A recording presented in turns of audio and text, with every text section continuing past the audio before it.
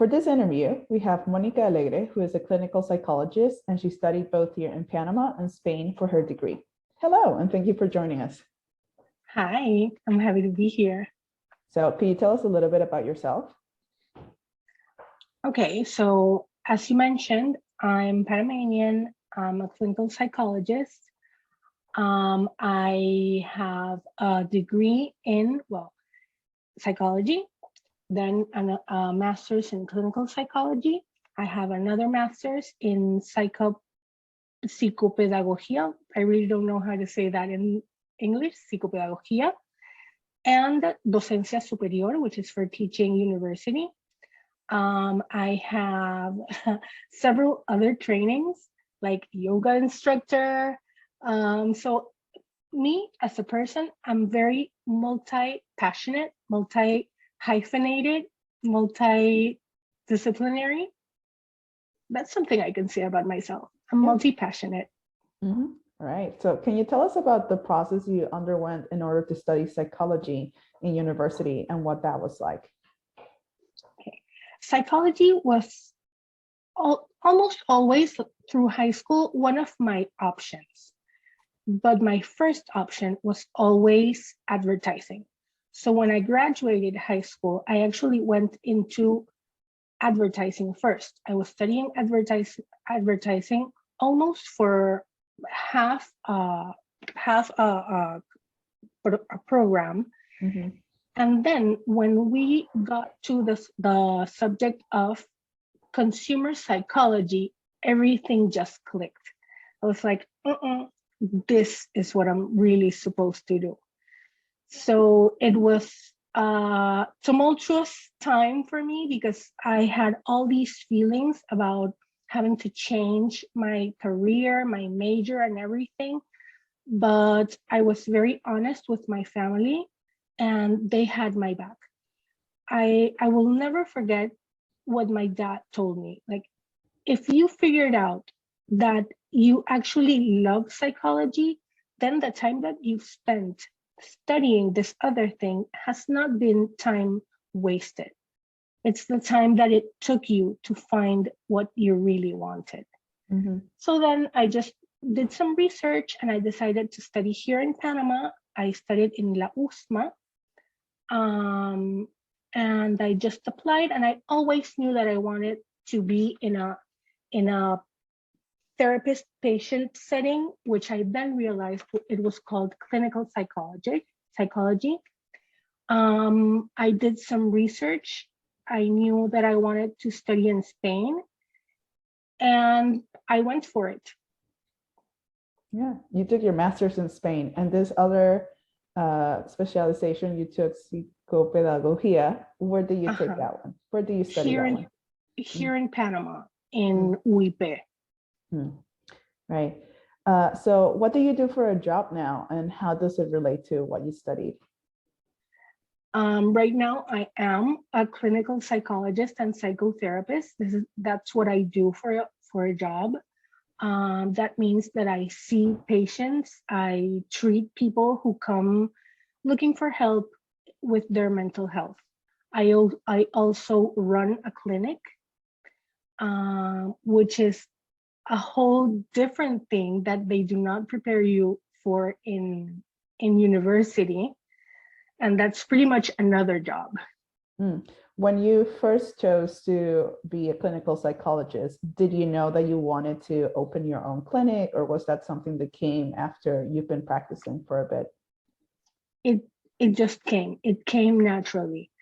I always imagined myself in a consultorio, like one-on-one with patients. And I did start that way.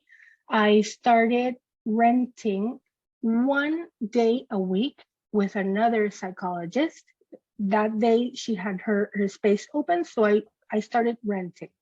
I started with one patient, then another patient came, and that's how I started. Although that wasn't really my first job. My first job as a psychologist, I was working for another psychologist who had his practice already established, and I I did the intakes for him. Like he gave me the patients, I would do psychological tests, and then he would see the patients. That was my first um, my first steps in psychology. Like I didn't just dive in. Mm-hmm. Right. So like, and getting to have your own clinic, were there any procedures that you found like challenging, or was it a lot simpler than you thought? It's been challenging.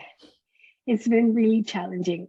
Starting my private practice, like just me in a consultorio, that was not as scary because I put out, and there wasn't any Instagram back there, but like word of mouth and a flyer here, a flyer there, and people started coming. What was really challenging was transitioning to a clinica. Like I had to rent a whole space and do renovations and start talking about aviso de operación and taxes and DGI, and they do not teach that at university. So all that business part, because this is what I do for a living. I think we all start this job because we want to help people. But at the end of the day, this is what we do for a living. So money is involved. And that transitioning to, you got to pay taxes, you got to have help, you have to do contracts and stuff. That was rude, but that was the toughest part. Yeah, but I bet now it's like totally worth it to have like your own space, your own clinic, because you get to like personalize it in a way. And cater to your own patients as well. Absolutely. It's totally worth the learning process. You never stop learning. It's totally worth the effort. It's very gratifying. So now, what does the future hold for you? I'm always learning. I'm always looking for something new to add to my services. As I mentioned before, I'm a certified yoga instructor. I really like nutrition. I really like health in general. So I would like to integrate like all of these areas of interest in my services: education, health, overall well-being. All right. And so just to finish off this last question, is there any piece of advice you would give to any student who is interested in studying psychology? One practical piece of advice is that if you're planning on studying abroad, beware that you have to come back to Panama and take like a few semesters to convalidar your degree, because in Panama, psychology is it's what they call profesión protegida. So like only nationals can ejercer psychology. You need a license, which is called idoneidad. Your degree has to be convalidated by the Universidad de Panamá. So when you come back, like for example, from the States, you will have to take a few courses in a Panamanian university to finish your convalidación. And yes. And if you're planning on studying psychology because you want to help yourself, stop, pause. First, you go to therapy. And I encourage therapy for everyone, not only because I'm a therapist, but because mental health is very important.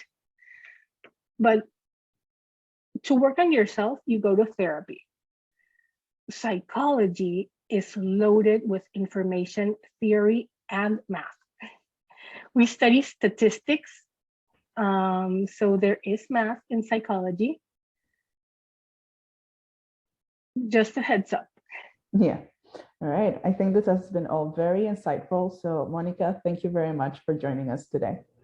Thank you for having me.